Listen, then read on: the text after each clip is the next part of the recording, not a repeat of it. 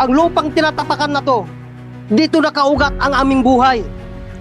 Pag kinuha sa amin to, ikakamatay namin. Tradisyon, kultura, lahat po dito nakaugat. Sana naman, papakinggan kami ng pamahalaan at hindi basta balitiwalay na lang.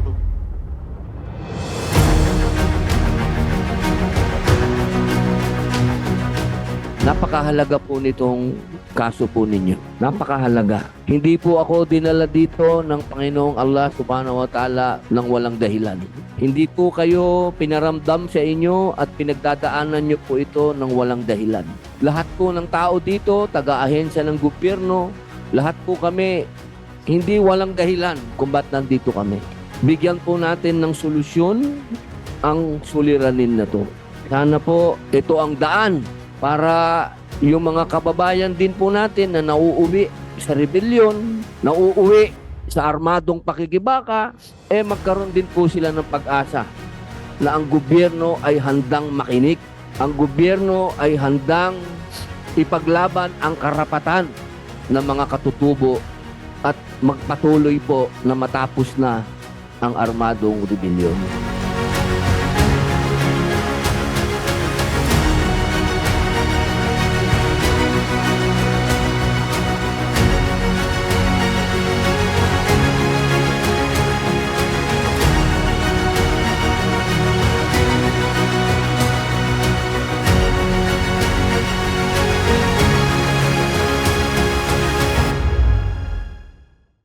Gusto po namin humingi ng tulong sa inyo. Sana ibalik na po nila sa amin ang aming lupain.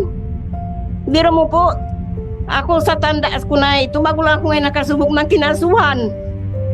Pati anak ko, pati apo ko, ilang taon pa lang kinasuhan na. Kaya po bakit kaya? Bakit kaya ganun?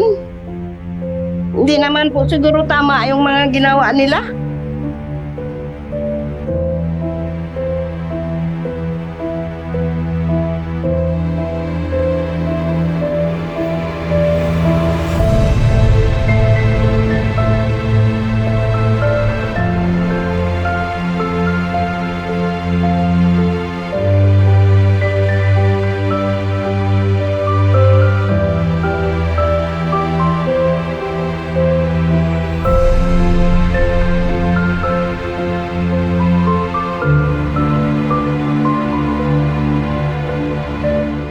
Pati mga kabataan kinasuhan.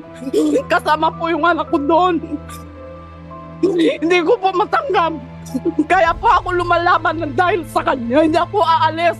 Dito po ako mamumuhay. Dito po ako mamamatay. Saan ako mamamatay? Gusto ko po pag ako namatay sa tabi niya. Yan po ang gusto natin marinig.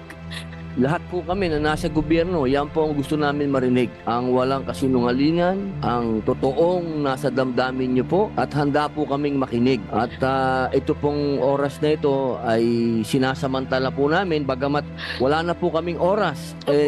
Kami po ay nagpapasalamat po sa inyo, sa inyong lahat, dahil napakahalaga po nitong pagpupulong na ito.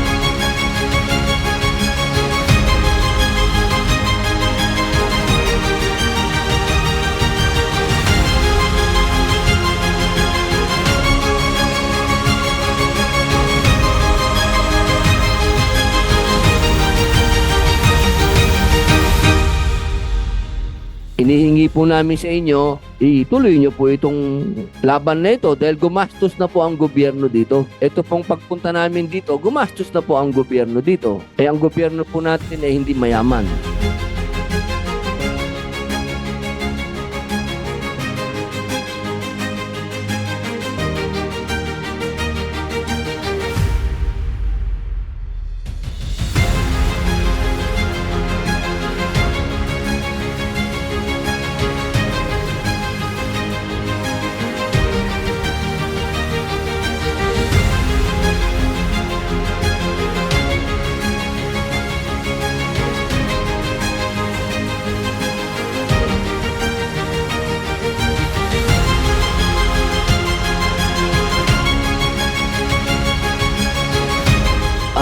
Uulitin ko po, nandito po ang gobyerno para tumulong po sa inyo. Hindi po yan kalaban, mga mahal kong kapatid. Ang ipaglalaban po natin ay pagkakaisa at kapayapaan. Alhamdulillah.